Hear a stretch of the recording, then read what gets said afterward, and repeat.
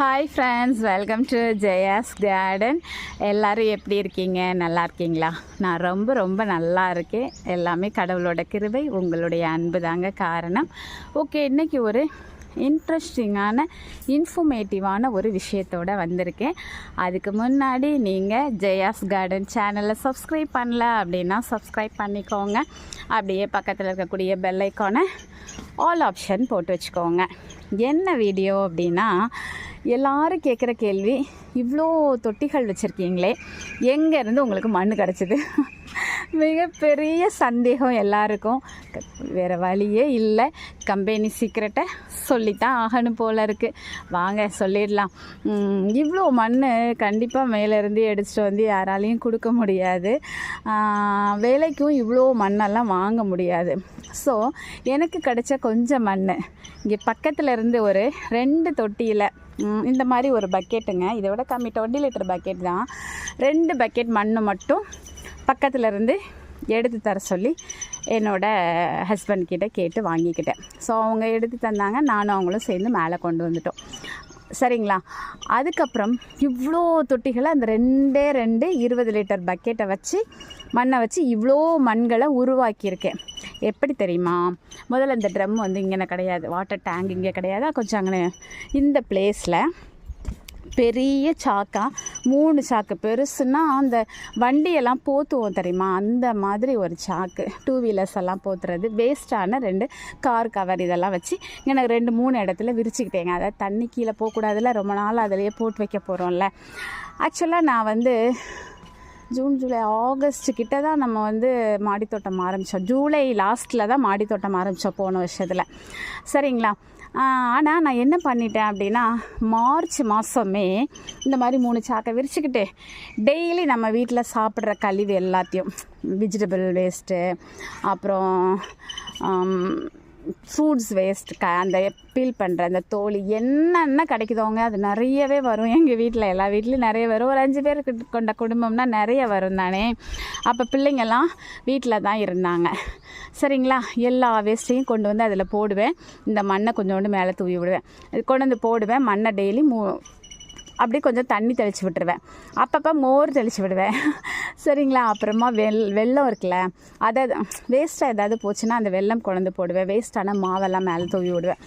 ஆனால் அப்படியே ஓப்பனில் வச்சுருப்பேனா அப்படின்னு கேட்டால் ஓப்பன் இல்லை, அதுக்கு மேலே குவியல் மாதிரி அப்படி கும்முன்னு என்ன சொல்கிறது, முக்கோணமாக அந்த பிரமிடு மாதிரி அதை குமிச்சு வச்சுட்டு அதுக்கு மேலே ஒரு சாக்கு போட்டு மூடி கல்லெல்லாம் வச்சு நல்லா டைட்டாக, அதாவது காற்றெல்லாம் போய் உள்ளுக்குள்ளே ஏதாவது போகிற மாதிரியே எந்த ஒரு அட்மாஸ்பியரையும் அதுக்கு வாய்ப்பே கொடுக்கல. அப்படி இருந்துச்சுன்னா என்ன ஆகும்னா, உள்ளுக்குள்ளே போய் புழுக்கள் ஈக்கள்லாம் போய் முட்டை விட்டால் அது ஸ்மெல் வர ஆரம்பிச்சிடல. நான் அதெல்லாம் டைட்டாக சுற்றிலும் செங்கல் வச்சு அந்த 3 கலவையும் அப்படியே சுற்றி இது பண்ணேன். டெய்லியுமே தண்ணி ஊற்றுவேன், மேலே நல்லா குளிர தண்ணி தெளித்து விடுவேன் ஃபுல்லாக ஈரமாகிற வரைக்கும். அப்புறம் வீக்லி ஒன்ஸ் என்ன பண்ணுவேன்னா, கம்ப்ளீட்டாக குச்சியை வச்சு கிளறி விடுவேன். இப்படியே 3 மாதம் என்னாச்சு, டெய்லி போட்டு 3 மாத கழிவுன்னா 3 பெரிய கும்பல் கிடச்சிது. கிட்டத்தட்ட ஒரு குட்டியான அளவுக்கு, குட்டியானன்னு ஒரு வெஹிக்கிள் உண்டுல்ல, அது அளவுக்கு, அதை விட கூடயே இருக்குங்க, 3 குவியல் கிடச்சிச்சு. அதில் தான் ஃபஸ்ட்டு நம்ம ஆரம்பித்தது 145 தொட்டிகளோ 150 தொட்டிகளோ வச்சோம். அதில் ஒரு 50 விதமான கீரைகள் போட்டோம். அப்படி தான் நம்மளுடைய முதல் பயணம் ஆரம்பிச்சிச்சு இந்த கார்டனில். அதுக்கப்புறம் இப்போ வரைக்கும் என்ன பண்ணுறது அப்படின்னா, தேவைக்கு இந்த மாதிரி அவங்கள பக்கத்தில் ஏதாவது ஒரு பக்கெட் 2 பக்கெட் மண் எடுத்துட்டாங்கன்னு தான் கேட்பேன். மிச்சம் இருக்கிறதெல்லாம் சம அளவு தேங்காய் நார், சம அளவு இது போடுவேன், அது என்ன, தொழு உரம் போடுவேன்.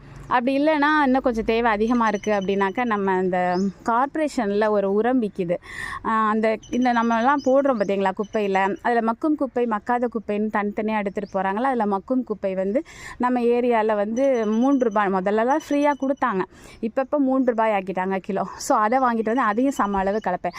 அப்போ உங்களுக்கு மண்ணினுடைய குவாலிட்டி அதிகமாகும், அளவு அதிகமாகும்ல. அப்படியே நம்ம இப்போ இத்தனை தொட்டி தேவைன்னா இதுக்கு தகுந்த மாதிரி இந்த மாதிரி உரங்களாக சேர்க்குறது, மண் வந்து கம்மியாக சேர்க்குறது. ஸோ அந்த அளவு சேர்த்து இப்போ அடுத்த தடவை திருப்பி ரீபார்ட் பண்ணும்போது திருப்பியும் ஒரு தடவை தேங்காய் நார் போடுறது, திருப்பியும் ஒரு தடவை உரம் போடுறது. இந்த மாதிரி பண்ணி அந்த 2 பக்கெட்டு மண் இன்றைக்கி 450 தொட்டி மண்ணுக்கு, 450 தொட்டிக்கு மண்ணாக மாறிடுச்சுங்க. இப்படி தான் பண்ணிகிட்ருக்கேன். போன வாரம் கூட ஒரு மண் கலவை போட்டேன், அதுக்கு முன்னாடி ஒரு மண் கலவை போட்டேன். என்னாகும் தெரியுமா, இப்போ இந்த 10 தொட்டியை ரீபார்ட் பண்ணுறோம் அப்படின்னா இந்த 10 தொட்டி அளவுக்கு ஒரு 10 தொட்டி தேங்காய் நார் போடுவேன், 10 தொட்டி இது போடுவேன், தொழு உரம் போடுவேன். அப்போ எத்தனை ஆகிடும், 30 தொட்டியாக மாறிடுமா. ஸோ இந்த மாதிரி எக்ஸ்ட்ராவாக வந்துடும். ஸோ ஒவ்வொரு தடவையும் இந்த மாதிரி நான் ரீபார்ட் பண்ணும்போதெல்லாம் சம அளவுக்கு இந்த ரெண்டையும் சேர்க்குறனால அது எனக்கு டபுள் இல்லைங்க, ட்ரிபிளாக எனக்கு கன்வெர்ட் ஆகி கிடச்சிருது. ஸோ இப்படி தான் என்னுடைய மாடி தோட்டத்துக்கு மண்ணை நான் எடுத்துக்கிறேன். ஏன்னா இவ்வளோ தொட்டிக்கு எங்கள் வீட்டில் அவங்கள போய் எடுக்க சொன்னால் அவங்களுக்கு அது ஸ்ட்ரெயின் ஆகி அவங்களுக்கு அது ரொம்ப கஷ்டமாக போயிடும் இல்லையா. இந்த மாதிரி சின்ன சின்ன ஒர்க் அவங்க பார்த்து கொடுக்குறதே கொஞ்சம் கஷ்டம் ஒர்க் பண்ணிட்டு. ஸோ அதனால் அந்த மாதிரி அதே நேரம் வெளியில் உள்ளவங்களை நம்ம கஷ்டப்படுத்தினாலும் இவ்வளோ மண்ணை நம்ம வேணும் அப்படின்னு அவங்கக்கிட்ட கேட்டு அவங்களுக்கு எவ்வளோ பணம் கொடுத்தாலும் அது அவங்களுக்கு ஒர்க் லோடு ஜாஸ்தி. ரெண்டாவது அவங்களையும் நம்ம ரொம்பவும் கஷ்டப்படுத்தக்கூடாது.